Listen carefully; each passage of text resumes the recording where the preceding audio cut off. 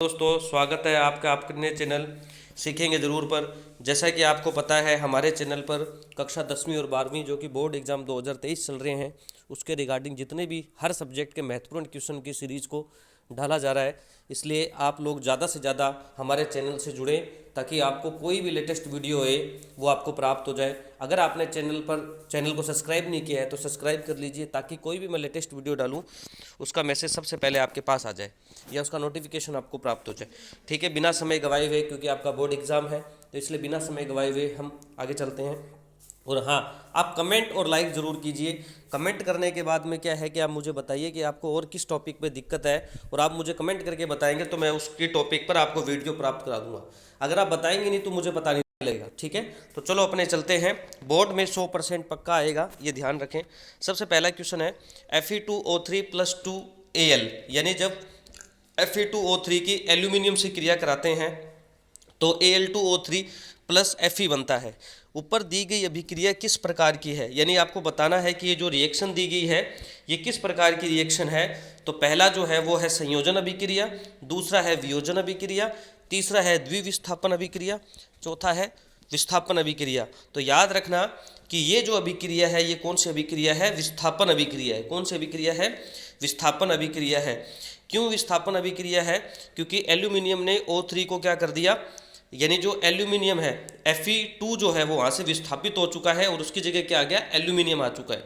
तो ये कौन सी अभिक्रिया है, विस्थापन अभिक्रिया है। ठीक है, यानी इसका डी जो है वो राइट आंसर हो जाएगा। अगले क्वेश्चन की तरफ बढ़ते हैं। क्वेश्चन नंबर 2, श्याम श्वेत फोटोग्राफी में प्रयुक्त होती है, यानी श्याम श्वेत फोटोग्राफी में प्रयुक्त होती है। मोस्ट इंपॉर्टेंट है, पेपर में आपको जरूर देखने को मिलेंगे। इसका ऑप्शन है AgCl, FeSO4, PbNO32 और CaCO3। तो याद रखना इसका जो सही जवाब हो जाएगा वो हो जाएगा AgCl, यानी श्याम फोटोग्राफी में किसका प्रयोग किया जाता है, AgCl यानी सिल्वर क्लोराइड का प्रयोग किया जाता है।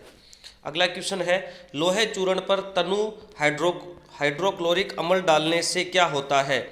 लोहे चूर्ण पर तनु हाइड्रोक्लोरिक अम्ल डालने से क्या होता है। सही उत्तर लिखना है। ऑप्शन ए है हाइड्रोजन गैस एवं आयरन क्लोराइड बनता है। ऑप्शन बी है क्लोरीन गैस व आयरन हाइड्रोक्साइड बनता है। ऑप्शन सी है कोई अभिक्रिया नहीं होती। ठीक है, ये तीन ऑप्शन है। तो याद रखना इसका जो सही आंसर हो जाएगा वो क्या हो जाएगा, हाइड्रोजन गैस एवं आयरन क्लोराइड बनता है। यानी लोहे चूर्ण पर जब तनु हाइड्रोक्लोरिक अम्ल डालते हैं तो हाइड्रोजन गैस व आयरन क्लोराइड बनता है। ये चीज़ ध्यान में रखें। अगला क्वेश्चन है आपका अम्लीय विलयन का पीएच होता है। अगला क्वेश्चन है अम्लीय विलयन का पीएच होता है। ऑप्शन ए 0, ऑप्शन बी 7 से कम, ऑप्शन सी 7 से कम, ऑप्शन बी है 7, ऑप्शन डी है 7 से अधिक। तो याद रखना अम्लीय विलयन का पीएच होता है 7 से कम। अम्लीय विलयन का पीएच क्या होता है, 7 से कम होता है। तो ये चीज़ आप ध्यान में रखें। अगला क्वेश्चन है क्वेश्चन नंबर 5। क्वेश्चन नंबर 5 है शुद्ध जल का पीएच मान है या शुद्ध जल का पीएच वैल्यू है। ऑप्शन ए है 0, ऑप्शन बी है 1, ऑप्शन सी है 7, ऑप्शन डी है 14। तो याद शुद्ध जल की पीएच कितनी होती है, 7 होती है। कितनी होती है, 7। उसके बाद है धावन सोडे का रासायनिक नाम है। मोस्ट इंपॉर्टेंट है ये, धावन सोडे का रासायनिक नाम है। ऑप्शन ए है सोडियम क्लोराइड, ऑप्शन बी है सोडियम कार्बोनेट, ऑप्शन सी है सोडियम बाइकार्बोनेट, ऑप्शन डी है सोडियम हाइड्रोक्साइड यानी NaOH। तो इसका सही जवाब हो जाएगा सोडियम कार्बोनेट, यानी धावन सोडे का रासायनिक नाम क्या है, सोडियम कार्बोनेट। अगला क्वेश्चन है आपका, निम्नलिखित में से अम्लीय लवण है NaCl, उसके बाद है Na2SO4, उसके बाद है NaHSO4 और उसके बाद है KCN। तो याद रखना अम्लीय लवण कौन सा है, NaHSO4, यानी क्वेश्चन नंबर 7 का बी जो है वो राइट आंसर हो जाएगा। उसके बाद है पेयजल को जीवाणु रहित करने में प्रयोग किया जाता है। पेयजल यानी पीने योग्य पानी को जीवाणु रहित करने में किया जाता है CaOCl2 का उपयोग, CuCl2 का उपयोग, CaCl2 का उपयोग और CaCO3 का उपयोग। तो याद रखना इसका सही जवाब हो जाएगा CaOCl2 का उपयोग किया जाता है, यानी कैल्शियम क्लोराइड का। ठीक है, उसके बाद अगला है 1 विलियन में हाइड्रोजन आयनों की सांद्रता 10-9 मीटर है। इस विलियन का पीएच है।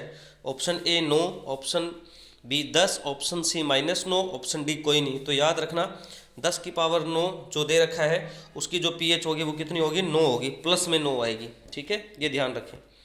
अगला क्वेश्चन है एंटीमनी है, मोस्ट इंपॉर्टेंट क्वेश्चन है, धातु है, उपधातु है, अधातु है, मिश्र धातु है। तो याद रखना एंटीमनी जो है वो एक उपधातु है। अगला क्वेश्चन, निम्नलिखित में कौन सी धातु अम्ल से हाइड्रोजन विस्थापित नहीं करती? Option A Fe, Cu, Zn, Mg। तो याद रखना इसका सही आंसर हो जाएगा Cu, यानी कॉपर जो है इसका राइट आंसर हो जाएगा। अगला क्वेश्चन है मैट में मुख्यतः होता है FeS, Cu2S तथा FeS, Cu2S और Cu2S तथा Fe2S3। तो याद रखना मैट में मुख्यतः क्या होता है? Cu2S व FeS होता है। अगला क्वेश्चन, पीतल है, ऑप्शन ए धातु, ऑप्शन बी उपधातु, ऑप्शन सी अधातु, ऑप्शन डी मिश्र धातु। तो याद रखना पीतल जो है वो एक क्या है? मिश्र धातु है। और ये बना क्या होता है? याद रखने का ट्रिक है पी का जी, पी से पीतल, का से कॉपर, जी से जिंक, यानी कॉपर और जिंक की ये मिश्र धातु है। अगला क्वेश्चन, ब्यूटेनोन में क्रियात्मक समूह है, ठीक है, सिंगल बॉन्ड CHO, उसके बाद C डबल बॉन्ड O, उसके बाद OH, उसके बाद COOH। तो याद रखना ब्यूटेनोन में क्रियात्मक समूह क्या है? ऑप्शन बी जो है वो आपका राइट आंसर हो जाएगा, ठीक है। उसके बाद अगला क्वेश्चन है एसिटिक अम्ल का IUPAC नेम है, एसिटिक अम्ल का IUPAC नेम है एसिटिक अम्ल, प्रोपेनोइक अम्ल, एथेनोइक अम्ल, मैथेनोइक अम्ल। तो याद रखना एसिटिक अम्ल का जो IUPAC नेम है वो है एथेनोइक अम्ल। अगला क्वेश्चन, निम्नलिखित में किस यौगिक में कोटिनी समूह है? ठीक है, ऑप्शन ए H, C double bond O, single bond H, CH3, C double bond O, single bond H, CH3 single bond CH3, C double bond O, OH, CH3, C double bond O, CH3। तो याद रखना जो CH3, C double bond O, CH3 है इसमें कोटिनी समूह है, यानी इस क्वेश्चन का जो राइट आंसर होगा वो ऑप्शन डी होगा। अगला क्वेश्चन है आपका क्वेश्चन नंबर 17, एसिटिक अम्ल में कितने अम्लीय H परमाणु हैं? Option A 1, option B 2, option C 3, option D 4। तो याद रखना एसिटिक अम्ल में एक अम्लीय H परमाणु है। अगला क्वेश्चन, निम्नलिखित में असंतृप्त यौगिक है, अथेन, फिर उसके बाद मेथेन, एथिलीन और इथाइल एल्कोहल। तो याद रखना इसका सही आंसर हो जाएगा एथिलीन। क्वेश्चन नंबर 19, Li यानी लिथियम निष्कर्षण संबंध दर्शाता है, ठीक है। उसके बाद है Na के साथ, ऑप्शन बी K के साथ यानी पोटेशियम के साथ, एल्यूमिनियम के साथ, Mg के साथ। तो याद रखना इसका सही जो आंसर हो जाएगा Mg के साथ। अगला क्वेश्चन है पादपों में वायु प्रदूषण कम करने की प्रक्रिया है, श्वसन, वाष्पोत्सर्जन, प्रकाश संश्लेषण, प्रोटीन संश्लेषण। तो याद रखना पादपों में वायु प्रदूषण को कम करने की प्रक्रिया प्रकाश संश्लेषण है। अगला क्वेश्चन नंबर 21, स्वपोषी पोषण के लिए आवश्यक है CO2 तथा H2O, सूर्य का प्रकाश, क्लोरोफिल, उपयुक्त सभी। तो याद रखना स्वपोषी पोषण के लिए CO2 तथा H2O भी रिक्वायर्ड है, सूर्य का प्रकाश भी जरूरी है और क्लोरोफिल भी जरूरी है। तो उपयुक्त सभी इसका जवाब हो जाएगा। उसके बाद है हीमोग्लोबिन महत्वपूर्ण भूमिका निभाता है उत्सर्जन में, पाचन में, श्वसन में, वृद्धि में। तो याद रखना श्वसन, इसका सही जवाब हो जाएगा श्वसन में। उसके बाद अगला क्वेश्चन है आपका पादपों में जाइलम उत्तरदायी है, याद रखना पादपों में जो जाइलम उत्तरदायी है उसका एक है जल का वहन, अमीनो अम्ल का वहन, उसके बाद है भोजन का वहन, ऑक्सीजन का वहन। तो याद रखना इसका सही आंसर हो जाएगा जल का वहन। अगला क्वेश्चन, अलैंगिक जनन मुकुलन द्वारा होता है, अमीबा, प्लेज्मोडियम, उसके बाद ईस्ट में और लेस्टमोनिया में। तो याद रखना इसका सही जवाब हो जाएगा अलैंगिक जनन मुकुलन द्वारा होता है ईस्ट में। अगला क्वेश्चन, पराग कोश में होते हैं वाहेदल, अंडक, अंडाशय, परागकण। तो इसका सही जवाब हो जाएगा पराग कोश में परागकण होते हैं। अगला क्वेश्चन है द्विनिषेचन पाया जाता है जंतुओं का, अनावर्त बीजी पादप का, आवर्त बीजी पादप का और शैवाल का। तो इसका सही जवाब हो जाएगा आवर्त बीजी पादप का। अगला क्वेश्चन है निम्नलिखित में से कौन से मानव में मादा जनन तंत्र का भाग नहीं है, अंडाशय, शुक्रवाहिका, गर्भाशय और डिंबवाहिनी। तो याद रखना इसका सही जवाब हो जाएगा शुक्रवाहिका। अगला क्वेश्चन, मेंडल ने अपना प्रयोग निम्न में से किस पौधे पर किया था, पपीता, मटर, आलू या अंगूर। तो इसका सही जवाब हो जाएगा मटर, ऑप्शन सी जो है। उसके बाद अगला क्वेश्चन है समजात अंगों का उदाहरण है हमारा हाथ तथा कुत्ते का अग्रपाद, हमारे दांत तथा हाथी के दांत, आलू एवं घास के ऊपरी भूस्तरारी और उपयुक्त सभी। तो याद रखना इसके जो समजात अंगों के ये सभी उदाहरण है हमारा हाथ और कुत्ते का अग्रपाद एक जैसे हैं, हमारे दांत हाथी के दांत एक जैसे हैं, आलू और घास के ऊपर एक जैसे हैं, तो उपरोक्त सभी जो है इसका राइट आंसर हो जाएगा। और उसके बाद है विकास के दृष्टिकोण से मानव से सबसे निकटतम वाणी कौन सा है? बंदर है, खरगोश है, चमगादड़ है, चिंपांजी है। तो वो कौन सा है? चिंपांजी है।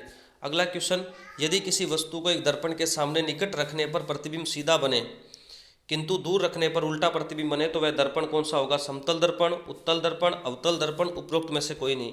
तो याद रखना वो दर्पण कौन सा होता है? अवतल दर्पण होता है। अगला क्वेश्चन नंबर 22, किसी बिंब का अवतल दर्पण द्वारा बना प्रतिबिंब आभासी, सीधा तथा बिंब से बड़ा पाया गया वस्तु की स्थिति कहाँ होनी चाहिए?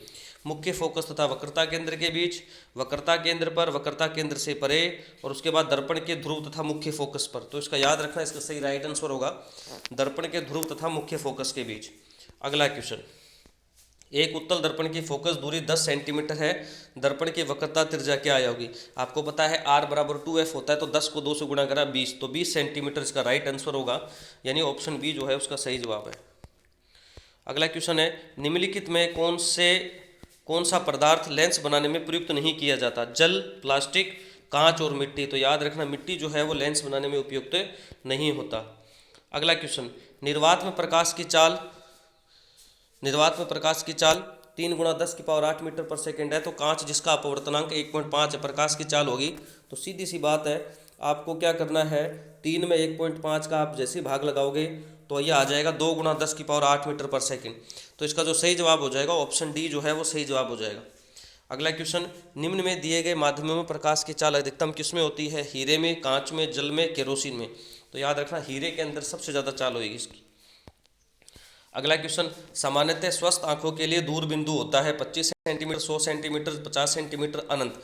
सामान्य स्वस्थ आंखों के लिए जो दूर बिंदु होता है वो अनंत होता है, और जो निकट बिंदु होता है वो 25 सेंटीमीटर होता है। तो देखो, अभिनेत्र लेंस की फोकस दूरी में परिवर्तन किया जाता है पुतली द्वारा, पक्षमभावी द्वारा, दृष्टिपटल द्वारा, परितारिका द्वारा। तो याद रखना इसका सही जवाब हो जाएगा पक्षमभावी द्वारा। अगला क्वेश्चन, स्पष्ट दृष्टि का न्यूनतम बिंदु होता है, मैंने आपको अभी बताया था, निकटतम बिंदु 25 सेंटीमीटर होता है, तो राइट आंसर हो जाएगा इसका, और दूर बिंदु होता है अनंत। अगला क्वेश्चन है, चंद्रमा से देखने पर आकाश दिखाई देता है बैंगनी, काला, नीला और सफ़ेद। तो याद रखना इसका राइट आंसर हो जाएगा काला। ये कुछ महत्वपूर्ण क्वेश्चन थे, और मैं आशा करता हूँ कि आपको इसमें ज़्यादातर सवाल आपको इसमें से देखने को मिल जाएंगे।